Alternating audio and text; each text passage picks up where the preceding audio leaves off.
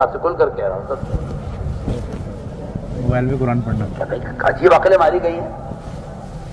اسی میں ننگی فلمیں، اسی میں ننگی تصویریں، اسی میں قرآن. سوچی تو صحیح آپ کہاں سے یہ بدعت چلی ہے، کہاں سے یہ حرکت شروع کی ہے. اپنے باپ کی تصویر آپ قرآن میں نہیں رکھ سکتے.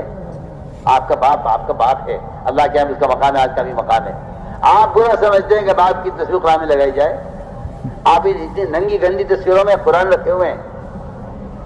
سوچیے آپ، کوئی عید آ جائے، کوئی اشتہار آ جائے، کچھ بھی آ جائے، میں کہتا ہوں کچھ بھی نہ آئے، جس اسکرین پر سارا گند آ رہا ہے اس پر آپ قرآن پڑھنے کو کہہ رہے ہیں، کوئی حرج نہیں ہے.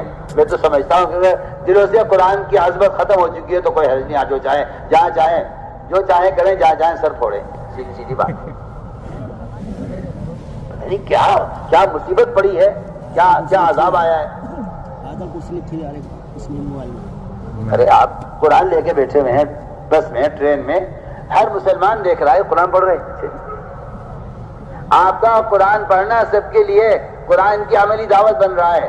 آپ مسجد موبائل لے کے بیٹھے ہوئے قرآن پڑھ رہے ہیں، لوگ کہہ رہے ہیں دیکھو مسجد موبائل لے کے بیٹھا ہوا ہے. کوئی عالم حرکت کرے گا تو لوگ بھی نکال لیں گے موبائل کہ اچھا یہ بھی ہے موبائل دیکھ رہا ہے عالم صاحب. ہر ایک بیچارہ قرآن پڑھ رہا ہے. وہ قرآن پڑھ رہا تھا موبائل پر عالم. لوگوں نے کہا میاں آپ بھی مسجد میں موبائل لے کے بیٹھے ہوئے تو ہمیں کیوں منع کرتے ہیں کہ بھائی مسجد میں آئے موبائل بند کر دو. اسی کیا پتا قرآن پڑھ رہا ہے. میں تو صاحب آپ سے کہتا ہوں آپ کی شاید عقل ہو تھوڑی بہت آپ کے اندر کہ آدمی شراب کی بوتل میں زمزم پیے اور لوگوں سے کہے میں تو زمزم پی رہا ہوں، آپ مجھے کیوں تہمت لگا رہے ہو. آپ پر تہمت شراب پینے کی لگے گی، زمزم پینے کی نہیں لگے گی. سب آپ سے سب میں آپ کو آسان مثال دے رہا ہوں. آدمی نہیں غور کرتے مثالوں پر.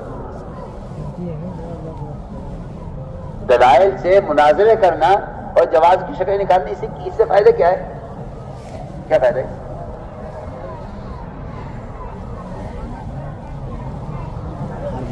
میں بہت تاکید سے کہہ رہا ہوں، آپ ٹرین میں ہو یا بس میں ہو، آپ سفر میں ہو یا گھر میں ہو، آپ قرآن کھول کر دیکھ کر پڑھیے. اس کے علاوہ اور کوئی طریقہ قرآن کی تلاوت کا نہیں ہے. قادسیہ کی جنگ میں صحابہ نے قرآن ساتھ رکھا ہوا تھا میدان قتال میں. اللہ نے قرآن کی وجہ سے مدد کی ہے. آج آپ یہ فلمیں لے کر اور گندے تصویریں لے کر آپ پھر رہے ہیں کہ ہاں یہ ہمارے ساتھ قرآن ہے. اب تو ڈوب مرنے کی بات ہے.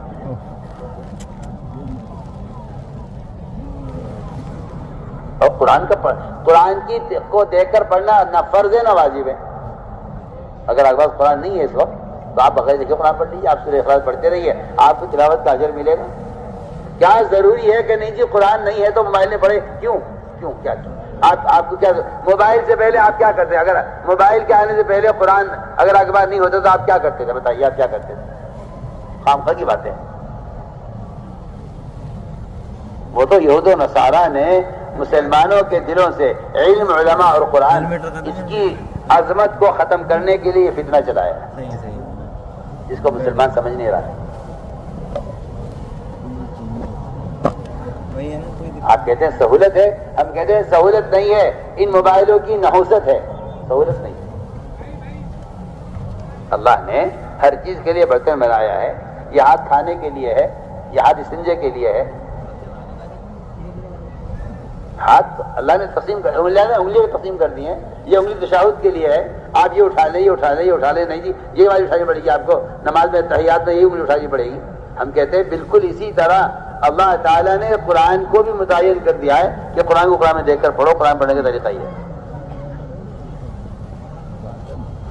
اس لیے ہم تاکید سے عرض کر رہے ہیں کہ ان اعمال کا خوب اہتمام کرنا ہے. اور قرآن کی تلاوت کا بہترین وقت صبح ساجد سے پہلے ہے.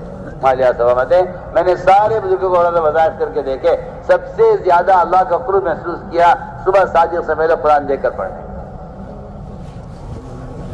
اس طرح ہمیں ان اذکار کا عمل کا اہتمام کرنا ہے.